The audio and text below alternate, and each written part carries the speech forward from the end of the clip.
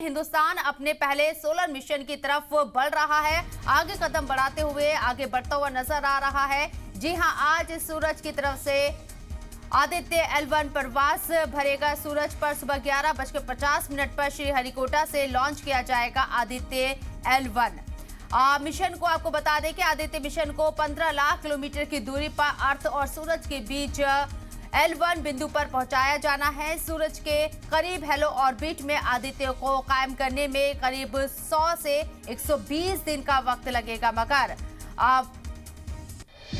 वहनी तक जाने से पहले उसको कई मरहलों में अपना ये सफर करना होगा और आज इसकी लॉन्चिंग हो रही है। हिंदुस्तान खला में एक के बाद एक नए हुसूलियाबियां हासिल करता हुआ नजर आ रहा है।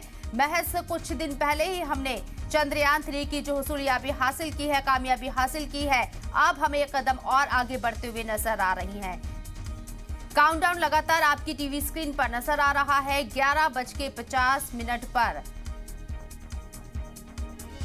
1 घंटा 45 मिनट बाद आप उस तारीखी लम्हे का गवाह बनेंगे जब हिंदुस्तान एक नई तारीख रकम करता हुआ नजर आएगा। चंद्रयान 3 की कामयाब लैंडिंग के बाद अब आदित्य L1 की बारी है। 11:50 पर इसे बेंगलुरु के श्रीहरिकोटा से लॉन्च किया जाएगा। सबकी निगाहें इसको बनी हुई है। हिंदुस्तान लगातार खला में तेजी के साथ कदम बढ़ा रहा है और इसकी कामयाब लॉन्चिंग हो, इसके लिए इसरो चीफ ने मंदिर में पूजा अर्चना भी की है।